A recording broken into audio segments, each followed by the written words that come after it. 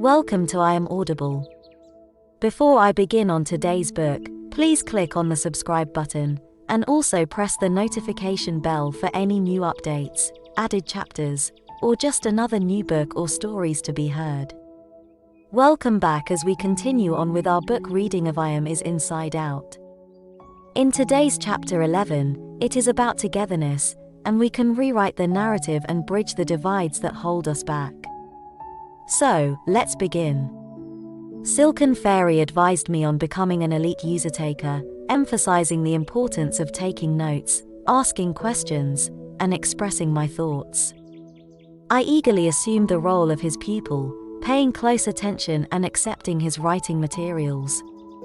He explained that division was a key strategy to weaken the masses, who outnumbered the elite. People's desire for unity made them susceptible to various organizations, including the nation, sacred legend orders, companies, and goods. Silken Fairy highlighted how these differences and desires could lead to conflicts. He stressed that the populace needed to be taught that true harmony and fulfillment came through efforts benefiting the elite systems, leading to competition among different mentalities for dominance. Silken Fairy also discussed how sacred legend orders fostered cultural identity and promised worldly fulfillment in this life and the next. Some orders claimed that giving to them would lead to magical wealth, reinforcing followers' devotion. Silken Fairy emphasized the practicality of promoting divisions and conflicts over wishful thinking. Inner Fairy cautioned against correcting Silken Fairy's misconceptions and advocated for adapting communication to their level of understanding. I expressed concern about the population's growing competitive tendencies, fearing it could lead to selfishness and aggressive methods for dominance. I questioned the wisdom of nurturing primal instincts in society. Silken Fairy defended the society's approach, highlighting the motivation behind promoting rivalry. They aim to push the populace to work harder, taking advantage of innate instincts. Competitions that required quick reactions or unique abilities were particularly effective in this regard. These competitions triggered heightened levels of reactive animal chemistry, increasing aggression and reward chemicals. Instincts amplified emotions during conflict challenge games, fostering a sense of community. Many citizens supported their chosen teams, seeing team members as extensions of their identities. I was deeply troubled by this. Viewers offer little beyond encouragement, I remarked, noting that their animal instincts and desire to belong often lead to inflated perceptions of their influence. He acknowledged, most players are unaware of their audience. I voiced my concern, warning that conditioning glands to produce more emergency chemicals and encouraging rapid reactions could lead to increased violence and disrupt societal cooperation, even among the elite. Exactly, my host agreed, wearing a knowing smile. Our population, driven by instinct, easily becomes distracted, focusing on protecting their group identity and opposing others. Instinct-driven minds tend to adapt to serve their shallow, reactive tendencies, often rejecting the truth, I lamented. Promoting animal impulses in society could foster violence, desensitize people to danger, and encourage aggressive behavior. Silken Fairy chimed in, complimenting my ability to identify and describe trends, suggesting it could be useful for early investments in demographic preferences. She explained that the growing strength of creature natures over generations creates a demand for diverse stimulation and vicarious achievements, opening up new revenue opportunities. Even seemingly trivial contests can gain popularity if viewers feel valued and engaged. I replied, I enjoy watching my playmates engage in fair and equitable games that ensure everyone has fun. I've made it clear that I dislike competitive games based on dominance. My well-dressed host told me, not everyone shares your preferences. There aren't enough fans of these games for us to cater to. If you're willing to travel the Fey realm alone, it's best not to get too attached to any specific place or group. The elite tend to stick together and focus on their interests, businesses, and personal pleasures. I responded, I've made friends in some places, but I'm open to finding a like-minded community in the future. He offered, you're always welcome to return here. Even among the elite, you'd gain status as a ite with our guidance. Contact the Prosperity Order of Sacred Taking, my sacred order, or look for our tendrils as you travel. They'll guide you, and mentioning my favor will earn you favorable treatment. You might even consider becoming a plentitude within my tendril. We're known as archetakes if you create schemes like me, he explained. And the fairies who execute these plans are called archetakers. Make sure to pronounce it clearly when speaking to us.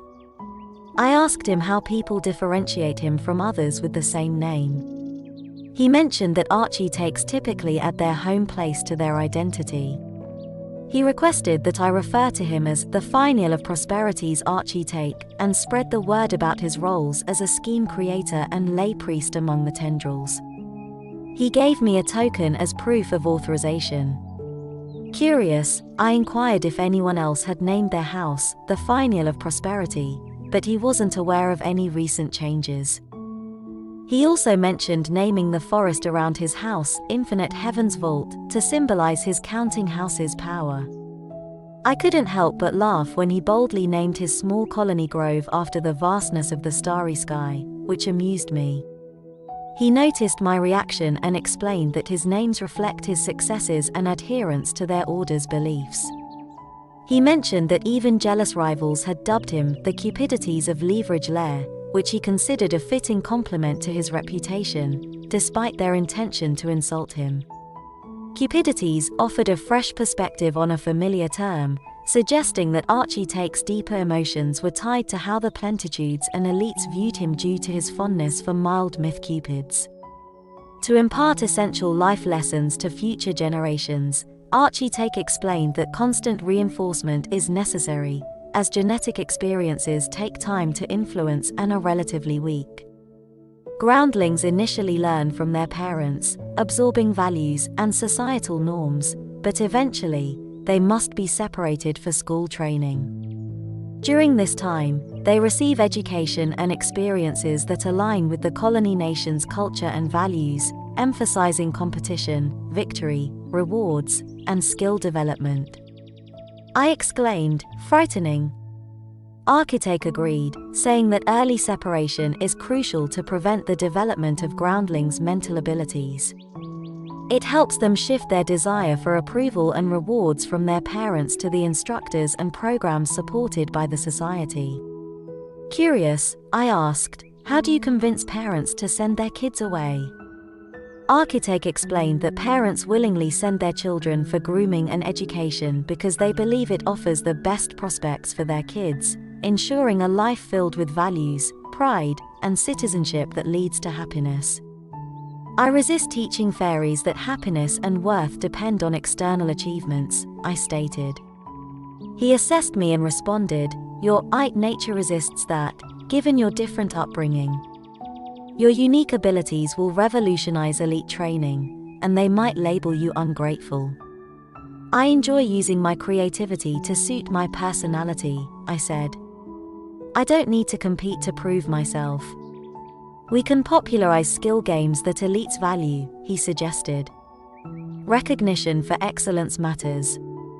I take pleasure in surpassing my limits and adapting to new flying patterns, I replied confidently. I'm happy for you, but don't underestimate the benefits of participating in numerous skill competitions.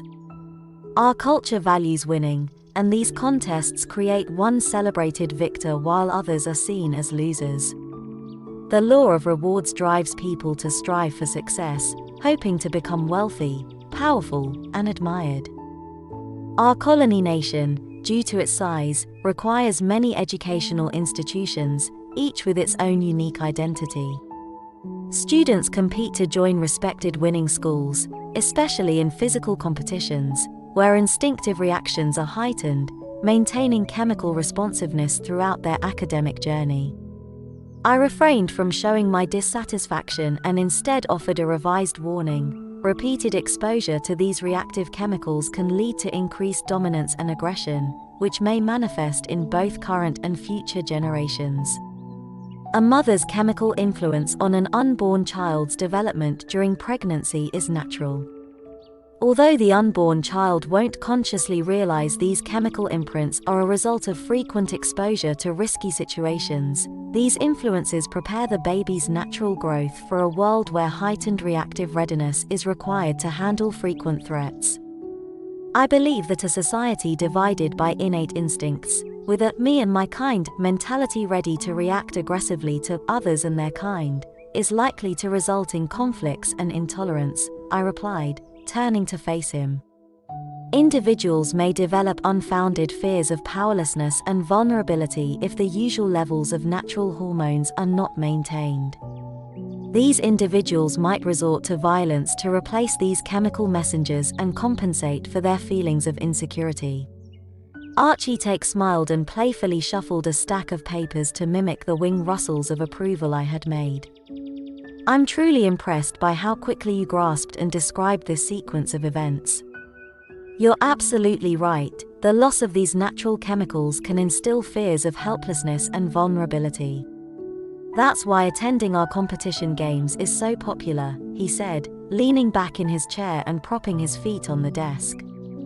Instinctual conflicts and competition games generate significant colony currency, he continued, which ensures their ongoing success and motivates us to create even more varieties of opposing team-based games to satisfy and maintain the creature's desires, knowing that innate influences will continue to expand, as you mentioned. We mold our population through these games to focus on and prioritize their natural needs as they mature. I politely mentioned that I've met Soarers who claim that Eden fairies receive education without the need for traditional school buildings. Constructing and maintaining such structures would be resource-intensive and require significant governance. Archie considered Eden's cost-saving methods and prepared to take notes. I explained that in their system, parents with young children collectively take responsibility for teachers' well-being, rotating classes among homes with minimal resource requirements. This fosters strong connections and shared experiences among students and families, with no competition. Everyone benefits, leading to well-prepared, cooperative, and responsible young adults. Archie skeptically asked if currency transactions were linked to expensive annual teacher licensing permissions. Well, that is it for today's reading. Click on the like button if you enjoyed listening to I Am Is Inside Out. If you want to continue to the next episode, just click the subscribe button below or look in the description for the next chapter is available. And I hope to see you soon.